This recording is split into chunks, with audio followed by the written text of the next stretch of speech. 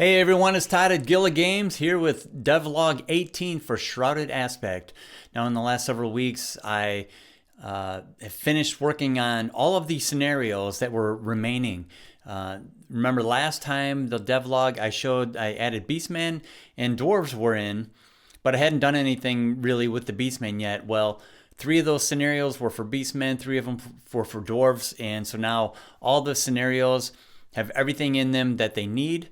Of course, I need to go through still and make sure all the skills work, the spells, the spell effects, the sounds, the logic for all of the AI creatures, make sure everybody's doing what they're supposed to, especially if it's like a special boss fight or any kind of special logic. But it's all ready to start testing. As a matter of fact, I have been doing a lot of play testing in the last several days and fixing bugs and balancing things, tweaking things. And during that process, I realized that several months ago when I nerfed the bow skills because they were too tough. And I just recently realized that the armor calculations weren't being done properly, so the armor wasn't being taken into account when calculating damage. So once I fixed that, the bows were not tough enough. So I had to unnerf the bows so that they do more damage again. Oh, I created a new kind of armor just for Beastmen because I don't want them to actually physically wear armor. So now they wear this kind of totem necklace type of thing, and each one provides a certain amount of armor, the same as wearing armor, but in a kind of a spiritual way. It protects them, so only the Beastmen can use that. So it also is going to make it a little more difficult to find replacement or upgrade totems for the Beastmen, but I think it'll still be worth it because they're good characters. Hey, so here's a quick look at the new UI graphics. I think it looks pretty slick. Definitely a improvement from what was there before.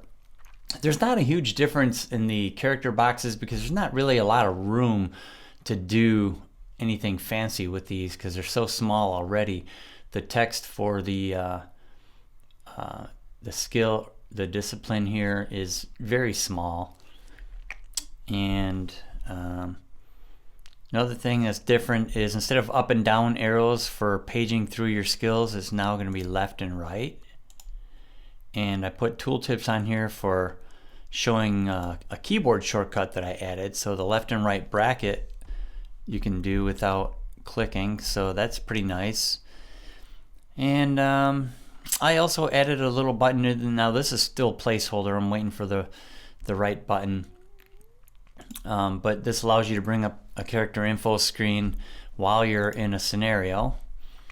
And this is for expanding the mini map, which of course you can use M. I put the keyboard shortcut in parentheses for each button that has one.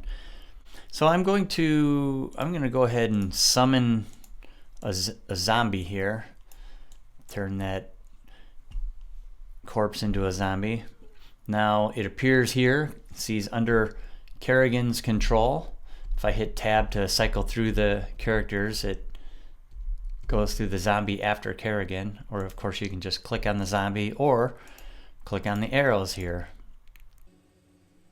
I added a combat log so you can see the percent chance to hit something or to be hit and what you actually rolled on a percentile dice from 1 to 100, and then if you hit, how it calculates the damage and how much damage. So I'm going to just show that here.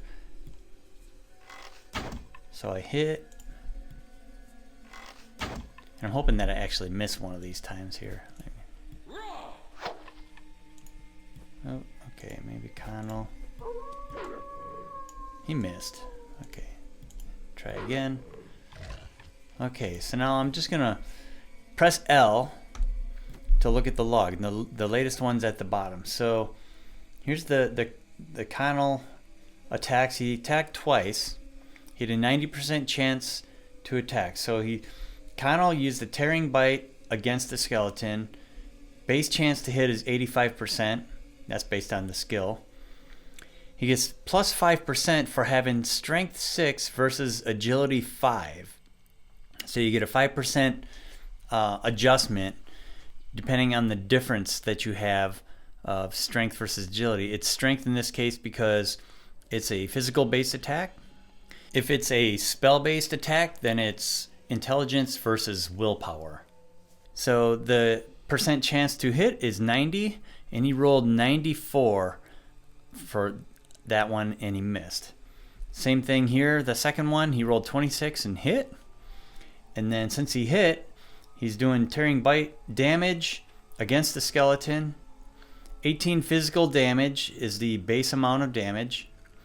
He gets plus 2.7 damage for this 15% difference between his strength and the defender's toughness of 3. So there's a 3 difference, 5% adjustment for each difference.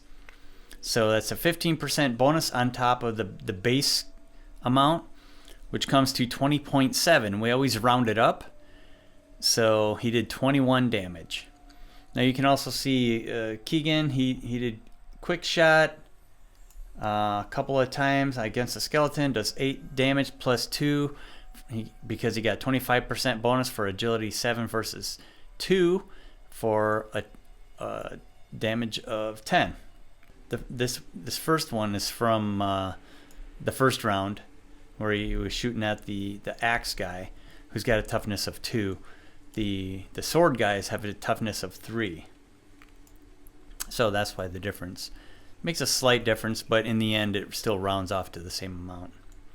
So anyway, that's the combat log, which I think a lot of people will like, especially if you seem to be missing and missing and missing. Why am I missing? You can see what you're actually rolling.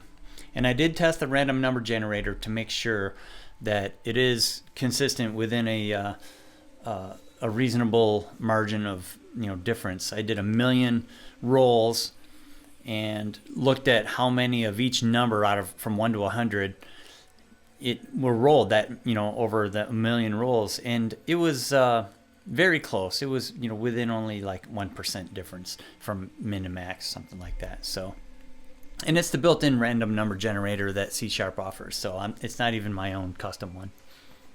And finally, I want to show a lot of the new scenarios that I've been putting together, the new environments, and I'm going to combine it with some of the things that I've shown in the past, so it's one nice collection here. So enjoy.